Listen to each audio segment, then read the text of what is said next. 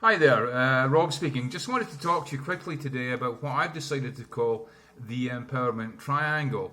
Now, why do I want to speak to you about that today? Well, because today in organizations and across a lot of companies, really all companies, we talk a lot about empowerment.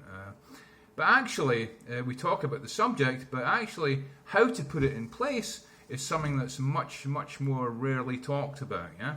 So for that reason, I've come up with something that I'd like to call the empowerment triangle. Now, the empowerment triangle consists of three parts, obviously, being a triangle. The first part being training. Yeah. If you want people to be empowered, first of all, you have to train them correctly so that they feel comfortable in what they're doing and so that they can actually carry out the task they've been asked to do correctly. Yeah? The second thing that we have to make sure is that they have the tools, the adequate tools in order to do their job. Yeah, because after all, if you've trained someone but not given them adequate tools, they still can't do their job, and they certainly won't feel either comfortable or confident in carrying out their job. Now, once they have the correct tools, once they've been trained properly and they have the correct tools, then the best thing to do is give them your trust. Yeah, step back and let them get on with their job. But more than that, yeah, your trust is also something that's built, and that's on time. Yeah, time that you give to your employees, and you give that normally through meeting with them on a regular basis. Yeah, if you're the manager of a group of people or a group of younger managers or supervisors, you're going to have to give them some kind of time on a regular and formal, frequent basis to allow them the opportunity to talk to you and to give you the opportunity to listen to what they're saying. That's very important, yeah? So once again, going back to the basic triangle, we have the training first, make sure people are trained correctly, then make sure you give them the tools to do their job, and last but certainly not least, yeah, give them your trust. Let them get on with their job. Yeah, this is extremely important. They must have autonomy to be able to get on with their job.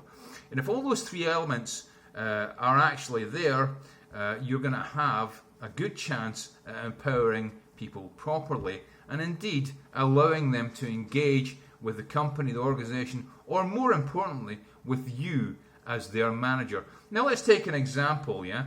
I don't know nothing about building, but let's take the example of building foundations for a house. It's a very good metaphor for management in any case, yeah? You're building the foundations, yeah? What do you need? Well, you need concrete, don't you, yeah?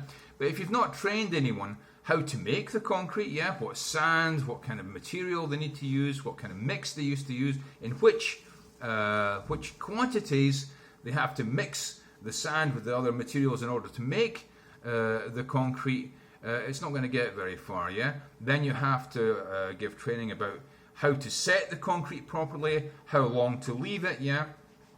So that once it sets, yeah, you're actually able to build on it, yeah? So the training there, you can see, is going to be very important, but it's also really important to obviously give them the tools, yeah?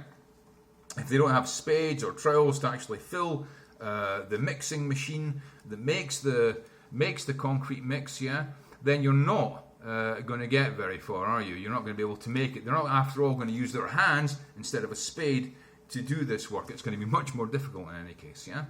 So you can see that the aspect of tools is very important. Then you're going to need tools also to make sure that the surface is completely flat, yeah? To take off the excess on the concrete. You're going to need tools to do that, special tools. You'll need special tools, probably lasers, to ensure that it's completely flat, the foundation. After all, if it's not flat, then the house is going to be squint. So that's not going to be so good. Okay, so we get the first two parts about the importance of training these people to make the foundations, yeah, and then giving them the right equipment and the right materials in order to be able to do this, yeah. And then last but not least, please stand back and let them get on with their job. You know, after all, if you're standing, watching, constantly micromanaging, yeah, this is not going to be a sign that you're giving the trust. You're not giving your trust to your people, yeah? Okay, so just a quick recap, yeah? This works, by the way, in all industries, whether it's a service industry, whether it's a production industry, whether it's based on process, yeah? You can always have the three parts, yeah?